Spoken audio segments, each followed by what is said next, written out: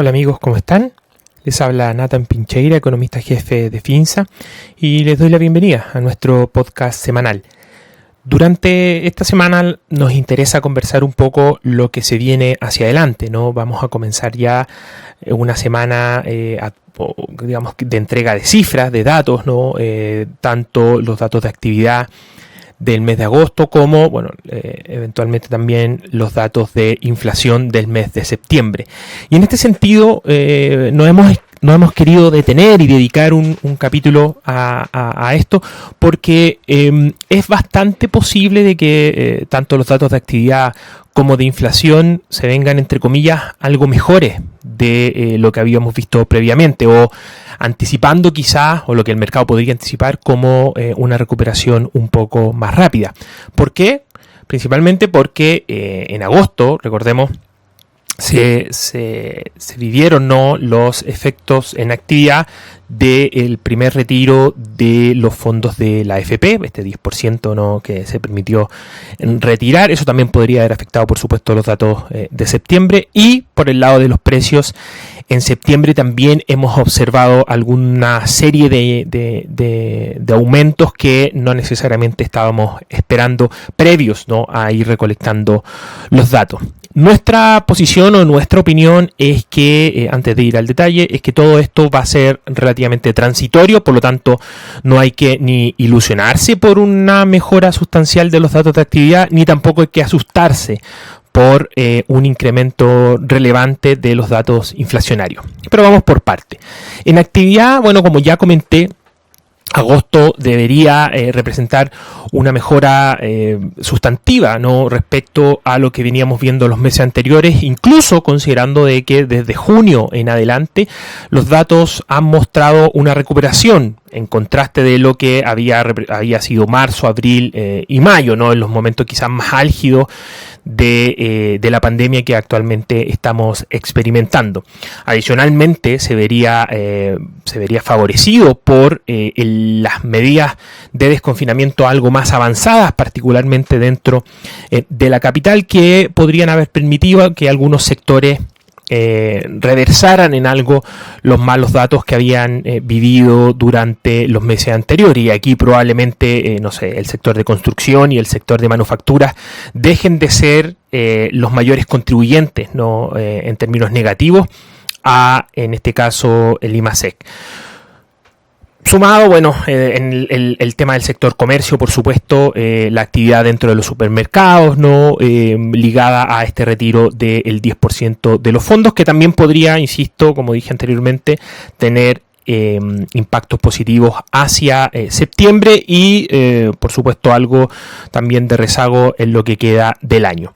Con todo, creemos que, de todas maneras, la actividad habría retrocedido en torno a un 10%, ¿ya?, que puede no sonar mucho mejor que el retroceso de 10,7 que experimentamos en julio, pero de todas maneras sí refleja una mejora sustantiva en términos desestacionalizados respecto a lo que ya veníamos viendo durante los meses anteriores.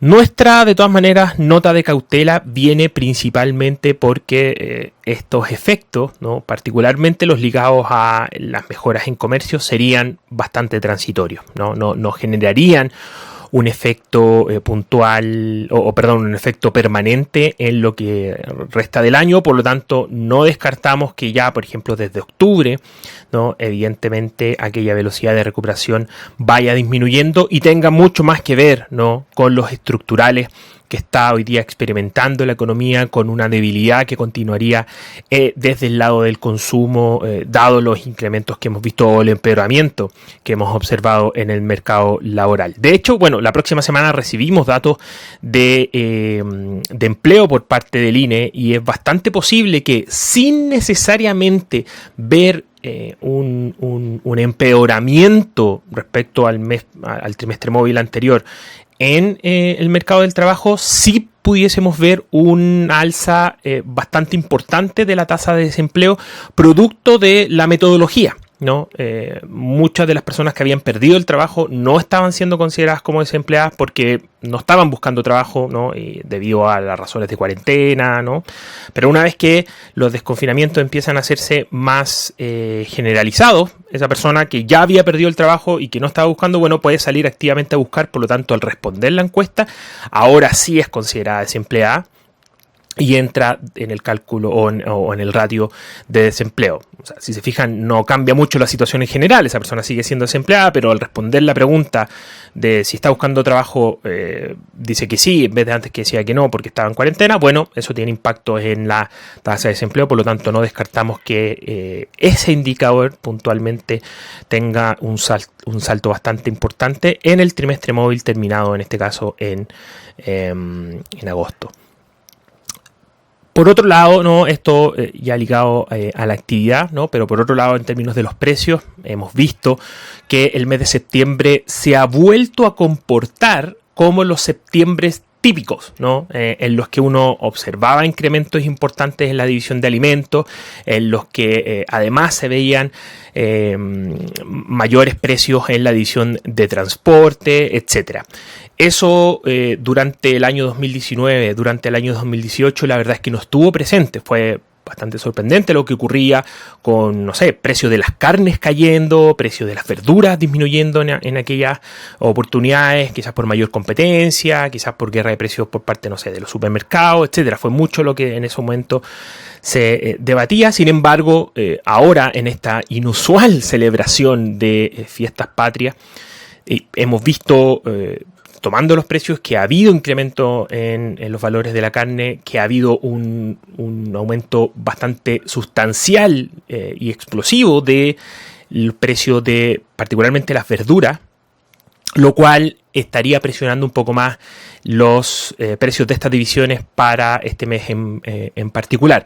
Adicionalmente tenemos algunos efectos relativamente estacionales en la división de transporte, particularmente en automóvil nuevo, sumado a el alza, ¿no?, que ha experimentado el combustible durante las últimas semanas, que, bueno, debido al precio internacional del petróleo, que se ha recuperado desde los mínimos que alcanzó hace aproximadamente 4 o 5 meses. Con todo, deberíamos ver datos de inflación que estarían más cerca del 0,4 que del 0,2-0,3 que de alguna manera está estimando el mercado, y no descartamos incluso que tengamos un leve sesgo al alza en ese sentido. Octubre también debiese representar un mes de presión inflacionaria, pero muy puntual, muy particular, por dos razones.